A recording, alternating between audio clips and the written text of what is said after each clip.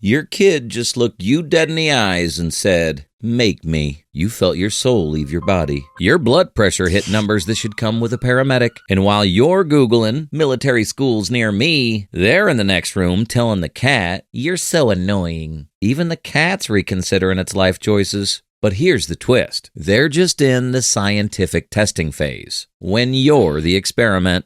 When your kid says, "Make me," it's basically a science experiment.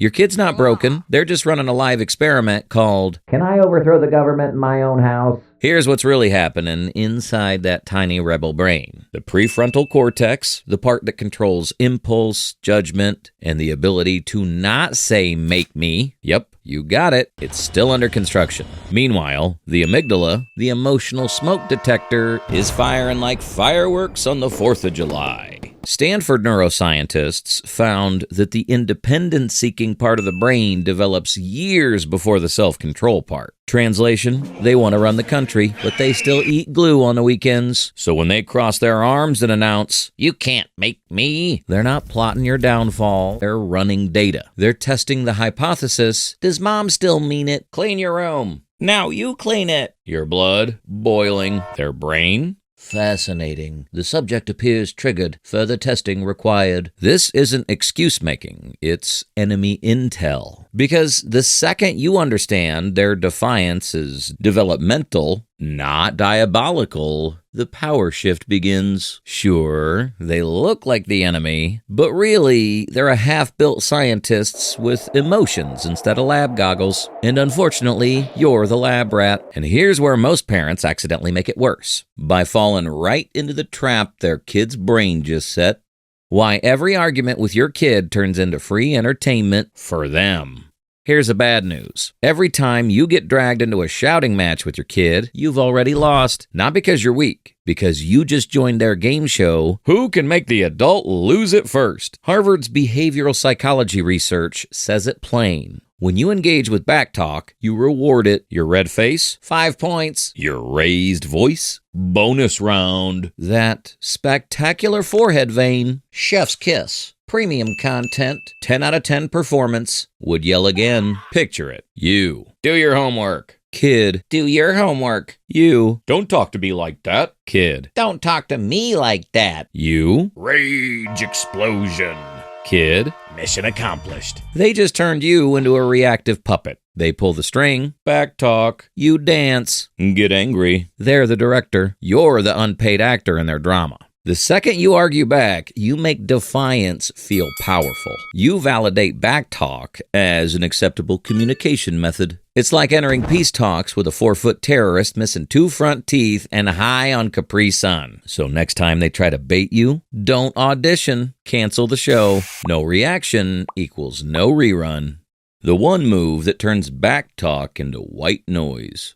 Here's the move every calm-looking parent at the park secretly knows. Don't argue, don't explain, don't negotiate. Just become the world's most broken record. Your kid. "Why should I clean my room?" You. Clean your room. Kid. "You can't make me." You. Clean your room. Kid. "This is stupid." You. Clean your room. That's it. You've officially transformed into a parental Roomba. Bump into resistance. Change direction. Keep repeating the same line until the job's done. Yale child development researchers found that emotionally flat repetition cuts defiant behavior by 60% within 2 weeks. Why? Because it's boring. There's no reward, no drama, no adrenaline rush. You've taken their favorite show off the air. Think of yourself as an NPC in your kid's video game. The one who only knows one sentence.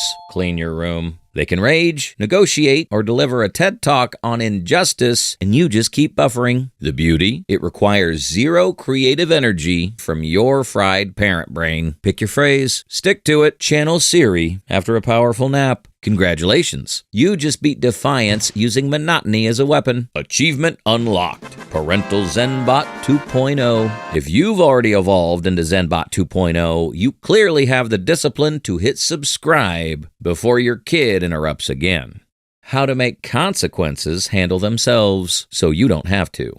Here's the secret. Stop threatening consequences. Narrate them. When you choose to behavior, you choose to consequence. That's not a threat. That's physics with a parenting degree. MIT behavioral research shows kids rebel 45% less when consequences are framed as choices. You're not the villain handing down punishment. You're Morgan Freeman narrating the laws of cause and effect. When you choose to talk back, you choose to lose screen time. Not, if you talk back, I'll take your screen. See the difference? One makes you Darth Vader. The other makes them the architect of their own suffering. Kid, that's not fair. You're right, but you chose it. Kid, existential crisis noises. The key is follow-through. One real consequence is worth 1,000 empty warnings. And here's where parenting gets beautifully lazy. Let the world do half the work for you. Refuse to get ready for school? Fine. Go in pajamas. Refuse dinner? Kitchen's closed. Breakfast opens in 12 hours. Refuse to coat? Perfect. Nature's running a free lesson on temperature today. Enrollment is automatic. Columbia's research found that kids who experience natural consequences develop better judgment 50% faster than those constantly rescued. Turns out, frostbite and hunger are underrated teachers.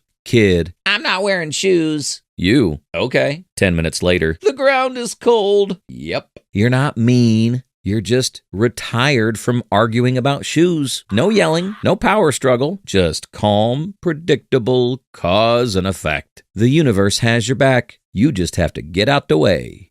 How to win an argument without saying a word.